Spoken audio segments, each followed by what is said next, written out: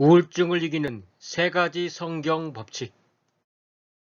우울증은 현대인이 겪는 질환으로 최근 세계보건기구는 우울증의 발병률이 1990년의 모든 질환 중 4위에서 2020년에는 허혈성 심장질환에 이어 2위를 차지할 것으로 예측하고 있는데, 이것은 인구의 5 내지 10%가 주요 우울증을 앓고 있으며 건강한 성인 5명 중 1명은 평생 한 번 우울증을 경험한다는 것입니다.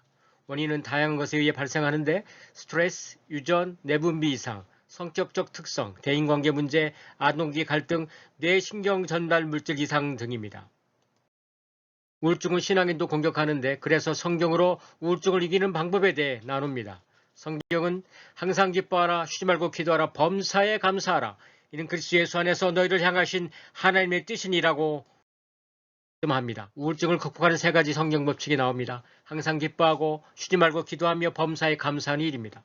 우리가 잘 알고 있는 구절입니다. 그래서 이 말씀을 드리면 뻔하고 다 알고 있는데 라고 생각할 수 있습니다.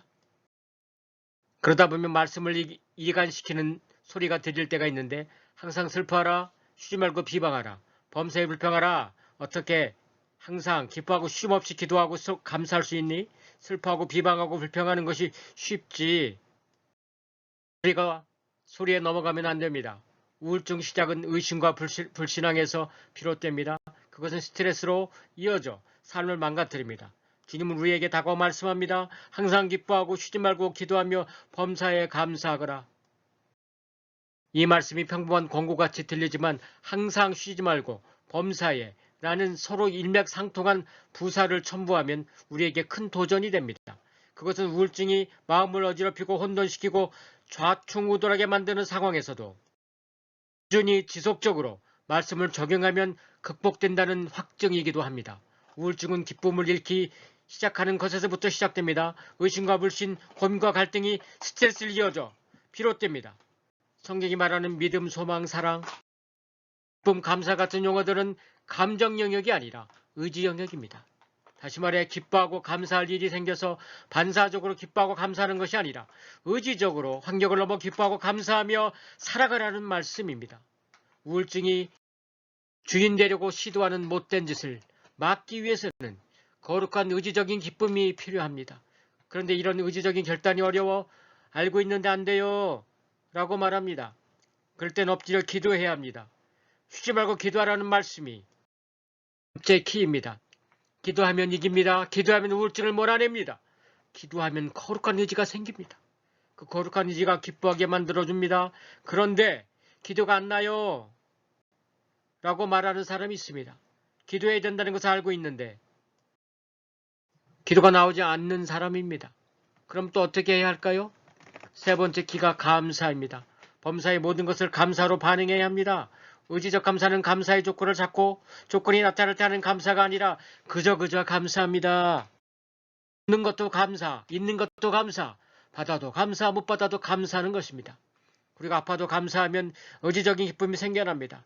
아플 때 감사는 건강할 때가 얼마나 기뻐하고 감사한 시간이었는지를 깨닫게 되어 감사하게 됩니다.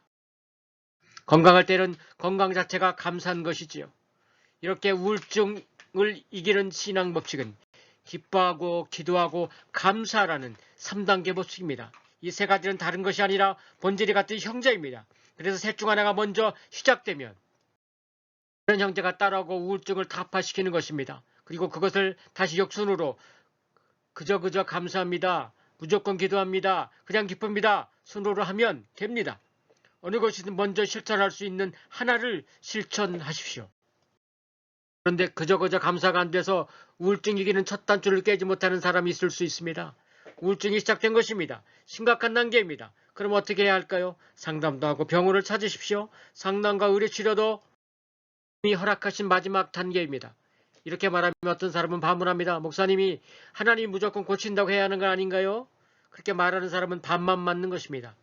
예수님께서도 참으로 진흙을 이겨 발라줘 눈먼 자를 고치셨습니다. 성경은 말씀하십니다.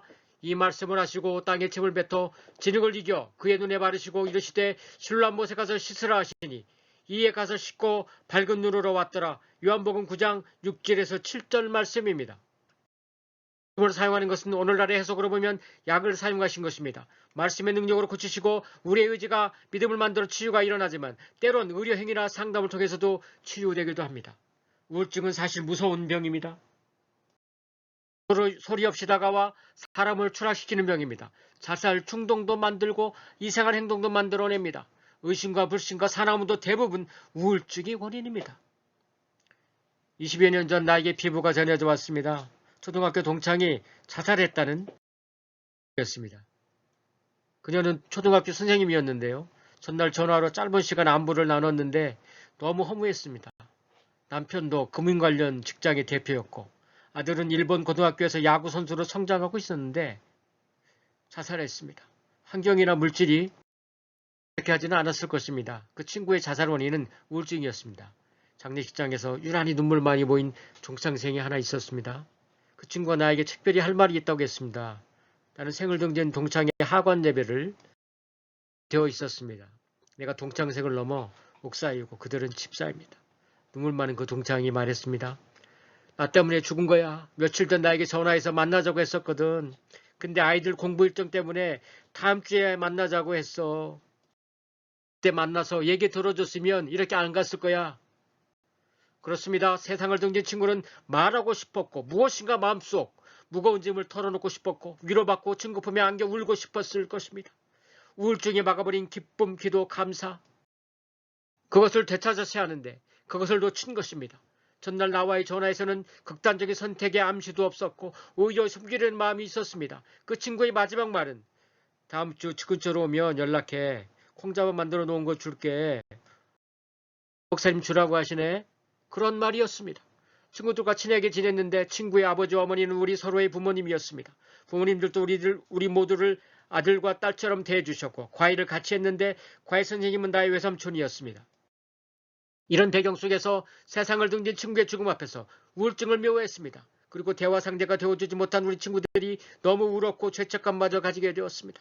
그리고 하간 예배 후 무덤에 흙을 덮을 때도 우울증을 했습니다. 나도 눈물이 너무 나서 예배 중간중간 위로 설교를 멈춰야 했습니다. 난 이렇게 우울증이 나쁘고 때론 무서운지를 경험했습니다. 이 일로 내가 대학원에서 신학 공부를 넘어 심리치료 상담학을 전공한 계기가 우울증은 들어주고 마음을 다독이면 됩니다. 그 사람 편에서 마음친구가 됩니다.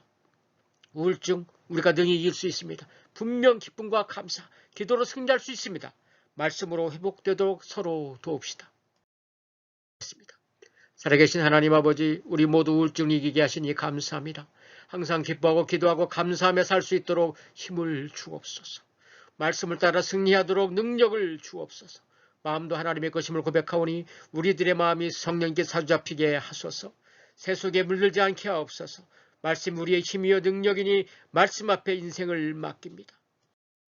지는 순간마다 다스림 받도록 우리의 주권을 포기하오니 우리 안에 계신 성령님께서 인도자 되시고 변호사가 되어 주옵소서. 기쁨과 소망을 주시고 꿈과 희망을 주셔서 예수님의 이름으로 명하노니 우울증은 떠나갈 치여다. 예수님의 이름으로 기도드리옵나이다. 아멘. 예수 승리.